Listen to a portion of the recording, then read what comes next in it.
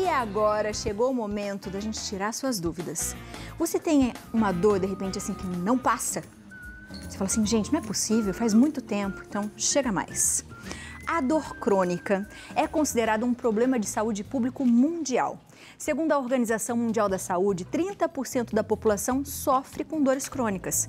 Mas o que de fato caracteriza essa condição? Para a gente entender melhor o que é e como tratar, a gente conversa com o neurocirurgião Dr. Júlio Pereira e a anestesiologista e especialista em dor, doutora Jamile Pereira. Os irmãos Maravicherry que vêm aqui no nosso Santa Receita, que todos vocês amam. Sejam bem-vindos. Tudo bem? Obrigada. Que dupla, hein? Obrigado. Vocês são em 3, né? São 3, é. A outra é defensora, aí foi pro direito. Ah, É mais velha. A mãe deve ser orgulhosa, né? Com certeza. Hoje, então, ela vai ser um compartilhamento de informações entre as amigas, mostrando os filhos. Quando a gente fala de dor crônica, né? Todo mundo geralmente fala assim, eu tenho isso aí, só pode ser isso. Como que a gente consegue identificar o que realmente é uma dor crônica? A dor crônica, ela é pelo tempo, né? Digamos assim, né? Então, a gente caracteriza o que é uma dor crônica, ela acima de 3 meses. 12 semanas. Então, se você sofre de uma dor há um tempo, tô com uma semana com essa dor, pode ser porque você exagerou e tal, aí é uma dor aguda. A dor crônica é quando ela fica mais tempo com você e não deixa, né? Então, uma dor crônica é acima de 3 meses. Então, já é um sinal de alerta. Você tem uma dor que começou e ela tá ficando, segura que você tá na hora de ver o que tá acontecendo, tratar, porque é uma dor que ela pode, a chance dela permanecer por mais tempo e ser mais difícil de tratar é grande, né? E a intensidade, ela continua a mesma ou ela vai mudando, oscilando também? Não necessariamente, ela pode oscilar. A dor, ela tem várias características. Então, quando chega o paciente no consultório, a gente vai perguntar como é a sua dor. A sua dor, ela é constante, ela tem variação, ela piora de dia, piora de noite, ela aumenta com o quê, ela diminui com o quê. Então, cada pessoa tem características de dor. O importante é caracterizar só que ela tem todos os dias aquela dor, né? Mas ela pode sim ser diferente. E a gente sempre tem aquela coisa, né, de quando tem alguém que reclama sempre da mesma coisa. Mas eu tenho muita dor disso. Mas quantas? Eu tenho muita dor, parece que não para. Aí as pessoas falam assim, é coisa da sua cabeça. Doutor, a gente pode realmente ficar, de repente, com um trauma de uma dor e achar que aquilo é crônico e essa dor não existir, ou a dor crônica vai ter sempre isso? Dor é dor. Se a pessoa queixa de dor, alguma coisa está acontecendo. A gente, na neurocirurgia, tem 2 casos muito clássicos, né? Que é a dor de cabeça e a dor lombar. São as principais causas de ida na emergência. E, normalmente, quando o paciente faz uma ressonância que, entre aspas, não deu nada, ou faz uma ressonância da coluna, a gente diz que não tem nada cirúrgico, ele fica com aquela sensação. Será que é coisa da minha cabeça? Sim. Porque eu fiz o exame e o médico disse, não, as enxaquecas, as cefaleas tensionais, normalmente são justamente exames vêm normal. Então, você vai tratar a dor mesmo com o exame vindo normal. O exame, eu digo para o paciente, é uma coisa complementar. O mais importante é o médico ouvir a história, fazer os exames e vai ter que tratar essa dor mesmo quando o exame vem normal. Isso é muito interessante, porque aí realmente, às vezes, você faz o exame, pode não dar nada e falou, não falei que era coisa da sua cabeça? Isso. E você não trata, continua acostumando com a dor, que também tá errado, né? Exatamente. A dor, quando ela é a dor que é sentida, é o que o paciente conta. O que a gente precisa entender é o que está causando essa dor, mesmo que seja uma dor que não tenha um componente físico, um componente de lesão, né? Existem dores que são dores de sensibilização central. Existe um estímulo para você sentir dor, mas não existe uma causa direta. Então, você não machucou, você não lesionou, você não fez uma cirurgia, mas aquele estímulo, aquela sensibilização, aquela liberação ali hormonal, né, de neurotransmissores está acontecendo. É a dor que é uma sensibilização, né, central. Tirando essa dor, existe uma causa para uma dor crônica, por exemplo? Um trauma pode gerar uma dor crônica, por exemplo? Pode sim. O que é que a gente sempre fala? Eu sei que grande parte do seu público é da terceira idade, né? Quanto mais você vai envelhecendo, mais dor vai aparecendo. Então, eu até brinco com meus pacientes são saudáveis e seu público eu sei que é muito saudável, né? Quem vive muito vai sentir mais dor. Então, a partir de determinada idade, 50, é muito raro você encontrar alguém que não tem uma dor lombar, que não tem uma dor de cabeça, né? E o que é que na cabeça da gente médico vai passar? O medo de todo paciente é ter um tumor cerebral? Eu vou ficar paralítico por causa dessa dor? Na cabeça da gente médico, a gente sabe que a grande parte dos pacientes não vão ter nada grave, mas quando a gente diz que não vai ter nada grave, não significa que aquela dor não vai tirar a qualidade de vida dele. E aí, muitas vezes, Jamile trabalha com dor e às vezes ele chega para mim achando que está com tumor cerebral que vai precisar operar a coluna. Eu falo, opa, não encontrei nada grave, fique calmo quanto a isso, mas não relaxe com sua dor. Porque, como ela falou, né, pode cronificar, pode estar muito associado com uma coisa que o paciente não entende. Quem tem dor crônica aumenta a incidência de depressão, de ansiedade. Então, às vezes, o não tratar aquela dor crônica vai fazer ele ter outras doenças que vão limitar muito a qualidade de vida dele. Exatamente. O paciente com dor crônica, ele tem esses transtornos de humor, ansiedade, depressão, muito associado. A gente não sabe o que começa antes, porque assim, às vezes você não tinha, você começa com a dor e aí você desenvolve esse quadro, ou às vezes você tem esse problema e você tem mais chance de ter dores crônicas. O importante que o Júlio falou ali sobre o paciente buscar qual é a causa, né? O paciente chega numa ansiedade.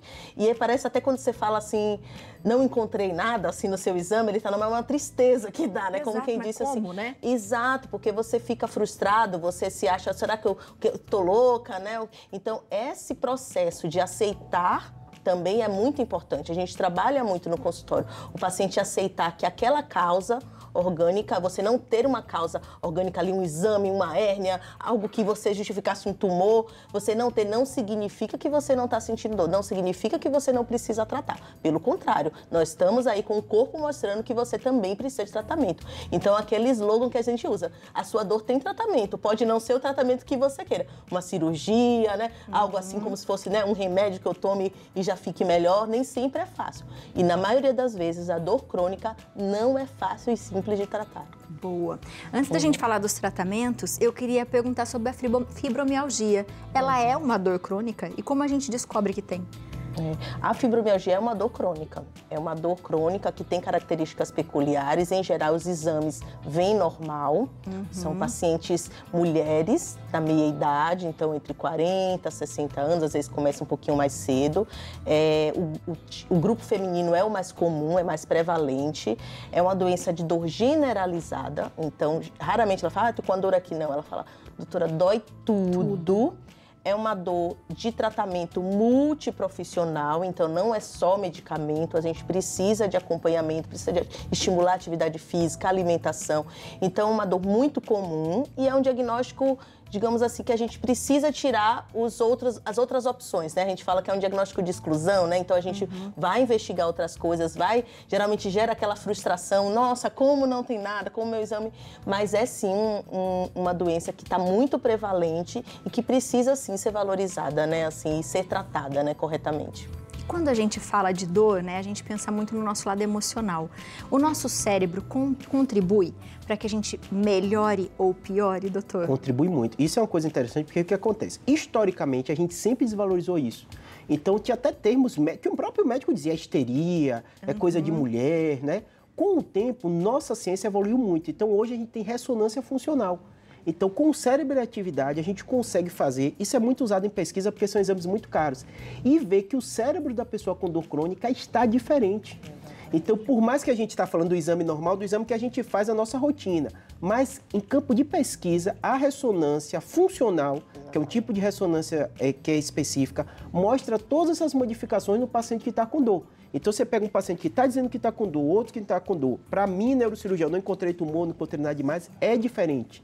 E aí, quando o paciente começa a entender isso, ele fala assim, agora eu entendi, você tem uma doença que a gente entende muito bem, que antigamente se dizia que é histeria, é invenção da cabeça, ela está querendo chamar atenção, não é mais isso. E aí o médico vai tratar. E aí, como o Jamile falou, que é o grande difícil, que eu brinco até com meus pacientes, fala assim, às vezes o paciente vai procurando o médico até que ele diga o que ela quer ouvir. Exatamente. Então, às vezes, o paciente tem uma dor lombar, é frustrante, né? Eu estava com uma paciente que é bem interessante, nunca senti nada, eu era ativa, mas você tem 75 anos, vai acontecer os problemas, não é o fim da sua vida. Então, você está com a dor crônica, que não vai ter cirurgia, não vai ter parafuso que eu coloco, não tem como eu trocar a coluna. Você vai aprender a conviver. Da mesma forma, quando você envelhece, você aprende a conviver com as rugas, você às vezes vai aprender a conviver com algum tipo de dor e vai ter sua qualidade de vida. A grande frustração do paciente é quando ele não procura ajuda e ele começa a dizer, nenhum médico encontra o que eu tenho, não tem remédio para fazer isso. Aí fala, tem remédio, não é simples. E tem uma coisa que, Jamile, a gente fala paciente enxaquecoso, que tem enxaqueca, ou que tem dor lombar crônica, ele tem até uma feição própria. É aquele paciente frustrado, já chega, às vezes senta assim, ó, já procurei tudo, ninguém encontra o que eu tenho. Aí quando você vai ver, às vezes ele não aceitou o diagnóstico, foi feito até corretamente, né? Ele quer uma cirurgia, ele quer uma coisa que seja estanque e às vezes não é tão simples. Boa. Exatamente. Então vamos fazer o seguinte, vou fazer uma pausinha rapidinha para dar um recado e a gente volta a falar dos tratamentos. E esse negócio das pessoas que têm dor de cabeça é verdade. Eu tenho uma colega que tem muita enxaqueca e parece que você olha para ela e fala, senhor, você tá com dor, né? Porque ela tem carinha de dor. É isso Porque mesmo. a gente fica assim, com o olho mais baixinho, aqui fica mesmo. curvadinho, né? Exatamente. Ah, ninguém merece sentir dor, minha gente, ó. Começa a mandar pergunta pra gente, tá? Pode mandar no Instagram se você não tiver conseguido no WhatsApp também, @programa Santa Receita Oficial e o nosso WhatsApp 12-3104-1212. A gente já volta a falar dos tratamentos, já volto. Quando a gente fala de tratamento, acho que é bem isso, né? As pessoas querem saber que remédio que eu tomo e se eu tenho que fazer uma cirurgia. Exatamente, exatamente. Tem dores que podem ser com remédio e cirurgia? Como funciona? Perfeito. No caso da gente, eu falo com todo paciente, a grande maioria, para você ter ideia, de coluna, a gente fala que de 90% a 95% dos tratamentos são medicamentosos. Não é mágica, né? Mas você vai dar apenas medicação. Quando é refratário ao tratamento medicamentoso, aí sim você pensa em cirurgia. Quando a gente fala de dor de cabeça, aí passa dos 98%, é a grande maioria. Um ou outro paciente precisa de um bloqueio, de algum procedimento, tanto no crânio, que pode acontecer, como também na coluna. Então, a grande parte do tratamento medicamentoso, que a Jamile vai explicar melhor, são os analgésicos, os anti-inflamatórios e que as pessoas, às vezes, utilizam de forma incorreta e tem consequências também. E aí vão ter pacientes que têm dores mais intensas, que vão precisar de alguns derivados de morfinas, remédios um pouquinho mais fortes. E que podem ser usados e bem usados, né? A grande preocupação quando a gente fala no Brasil é o remedinho da amiga, o remédio que compra sem recomendação médica, sem saber nem que doença tem. Ah, eu tenho uma dorzinha aqui, estou tomando remédio para dor. Mas qual a causa de sua dor? Essa é a grande preocupação. E, doutor, quando a gente fala de dor de cabeça, né, que a gente fala muito sobre isso e muita gente tem, as pessoas têm exatamente esse medo e às vezes acaba tomando esses remédios que mascaram para fingir que está passando a dor. Isso pode prejudicar e levar a algo muito mais sério, por exemplo, como um tumor? O que acontece? Você deu o exemplo da sua amiga, né? 15% das mulheres têm enxaqueca e tem muito a ver com o ciclo menstrual. E geralmente são pessoas de família de enxaquecoso. Então a mãe já ensina, eu também tenho essa dor de cabeça, tem a ver com sua menstruação, ou tem a ver com isso. E às vezes ela vai fazendo uso crônico do anti-inflamatório ou do analgésico e tem uma causa, que é a segunda causa mais importante, que é induzida pela medicação.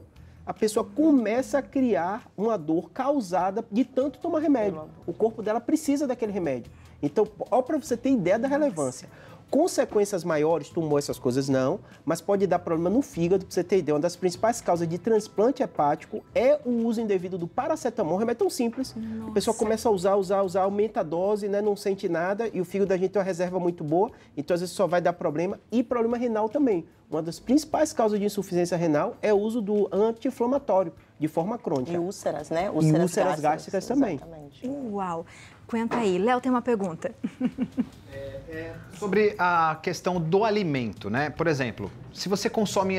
Eu, por exemplo, eu consumo às vezes farinha branca em excesso. Isso me dá uma dor constante na cabeça, às vezes nas articulações.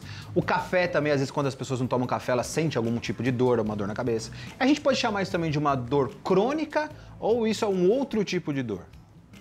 Isso é um outro tipo de dor, vou colocar assim, né? Você pode sim ter sempre, associar a medicação. É um campo de trabalho muito novo, né? Que a gente está alimentação, nutrição e dor, né? Tem até, hoje em dia você vai em congresso, tem já, né, áreas e aulas só sobre isso, nutrição e dor.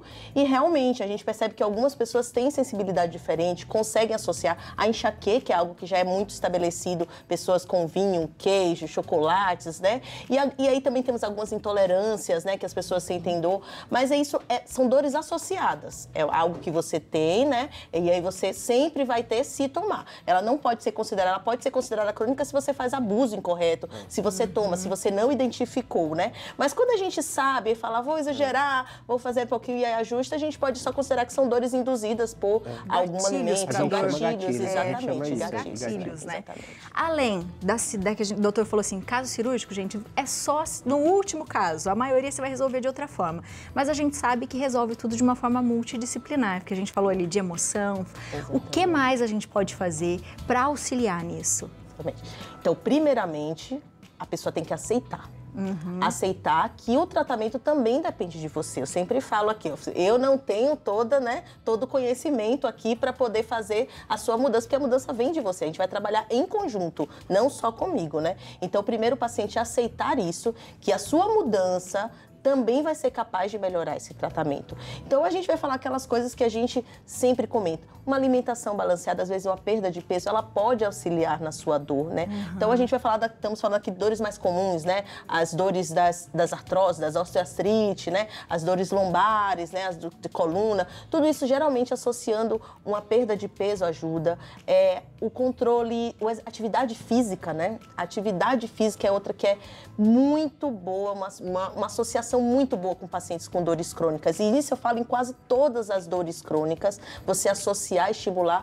E eu não estou falando de atividade, ficar lá afagando, pegando peso, não. Movimentar o seu corpo, uma caminhada com um amigo, uma atividade física entre colegas, que também você associa. Então, é algo que ajuda muito. Os pacientes com fibromialgia, a gente estimula muito os pacientes a praticarem uma prática de atividade regular, né? Não só ocasional.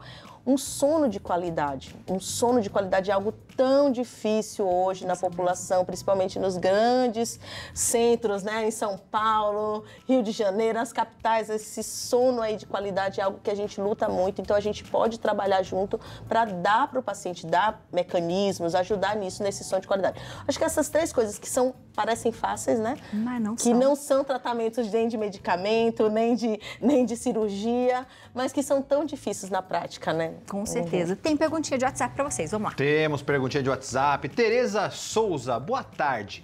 A dor do herpes zoster é horrível. Queria saber se ela passa... Deve ser horrível mesmo. Se ela passa com o tempo. Obrigado, Tereza, pela pergunta, viu? Perfeito. Bem legal. É uma das dores que a gente mais lida, né? Normalmente, o que é que eu falo para o paciente? Eu sei que seu público também é da terceira idade. Hoje, a gente já tem vacina que pode melhorar. Pouca gente sabe, porque como no SUS, infelizmente, né, ela não está inserida, as pessoas não sabem. Evita esse tipo de dor. E uma dor neuropática é das mais comuns que a gente lida. Tem 2 fatores. Tem um momento agudo, na hora que abre a lesão, que a gente faz o tratamento específico. E se fizer o tratamento específico, é uma chance muito menor de cronificar. O grande problema que chega caso para a Jamile como isso, que é o paciente passou pela fase aguda, às vezes não tratou direito, não procurou médico, e aí aquela lesão inicial causou infecção, a infecção causou uma dor crônica. E esse é o grande problema. Por isso, começou com herpes, procura ajuda, o médico vai tratar e vai evitar que isso cronifique. O nome é nevralgia pós-herpética. Então, é um tipo de tratamento de dor que é pós a herpes zoster. Geralmente é no local onde surgiram as lesões, né? Mas, às vezes, sim, pode expandir para uma área melhor. Então, você faz as lesões num determinado dermátomo e a dor, às vezes, ela aumenta, até amplia não só no local da lesão. E é um tratamento... Temos tratamentos muito bons, mas o quanto antes você chegar para tratar, você tem melhor resultado, né? Então, às vezes, a pessoa nem abre tanto a lesão, faz só um pouquinho de bolinha, nem associa, chega com aquela dor, fala, nossa, surgiu de repente uma dor assim. Aí você vai questionando e você percebe, sim, que é uma dor pós-herpes, né? Pós-herpes zoster. E isso do tratamento, da vacina, é extremamente... Já está dentro da vacina de pessoas com 60 a mais, já é indicado fazer esse tratamento. Se você teve a manifestação do zoster, não pode vacinar naquele momento. Tem que aguardar 6 meses para poder sim tomar a vacina e mesmo assim tem que tomar. Então, quem teve quadro não significa, eu já tive, então eu não vou, né, que muita gente não gosta. Não, mesmo você tendo um quadro, você pode sim e deve se vacinar depois, né? Que interessante. Além disso, a gente também gosta de falar bastante da acupuntura, de outros tratamentos que também são importantes em relação a isso. Pode fazer o tratamento tanto medicamentoso, mas também esse acompanhamento, não pode? Com certeza. A gente usa como um adjuvante, né? Uma ajuda aí para o tratamento tanto medicamentoso, mas também esses tratamentos que podem associar e ajudar muito na sua dor. A acupuntura é sim um aliado. Hoje em dia, se você vai pesquisar nos grandes campos da medicina, você já vê como opção de tratamento, né? Então, a acupuntura para as dores crônicas, as dores lombares, elas ajudam muito na fase aguda e também na fase crônica. Para enxaqueca, tanto também no momento de crise, você consegue reduzir essa dor e diminuir o uso, às vezes, de medicações, porque muitas pessoas, no decorrer, os idosos, né, eles falam, doutora, eu não tolero a medicação, eu tenho muito efeito colateral. Então, a gente pode, sim, utilizar desses mecanismos, né, para poder auxiliar, tanto na redução da sua dor, como na redução das medicações, associando a acupuntura, né? Até porque é um tratamento longínquo, né? Não vai parar. Exatamente. Eu falo para o paciente que é como se fosse uma escadinha, né? O pontapé inicial é mudança de hábito, junto com o tratamento medicamentoso para tirar da crise aguda, senão o paciente tem o risco de entrar naquele ciclo da dor que eu chamo lombar. Ah, eu tô com dor, por isso que eu não faço exercício, por isso que eu fico em casa, aí fica mais deprimido, dorme mal por causa da dor e piora, e aí entra nisso. Então, às vezes, a gente precisa desse tratamento de choque no início, às vezes até entrando com um bloqueio, com uma série de coisas, para situações específicas, tira dessa crise, aí a pessoa começa a mudar o hábito e aí vai melhorando. Não tem cura simples, mas normalmente ela melhora a qualidade de vida dela. Adorei. Voltem sempre. É gostoso, né? Ficou um pautão maravilhoso, minha gente. Você de casa, aproveita para seguir, fazer perguntas. Se quiser saber mais, a gente já volta falando mais sobre mais coisas para vocês, tá? O Instagram tá facinho, @anestesiaedor_ e o telefone o 11 97230 8525 do doutor @neurocirurgiabr, lembrando que também tem o YouTube, viu, do canal. E o telefone é o 11 99503 8838. Sejam sempre bem-vindos. Obrigada. Obrigada, viu?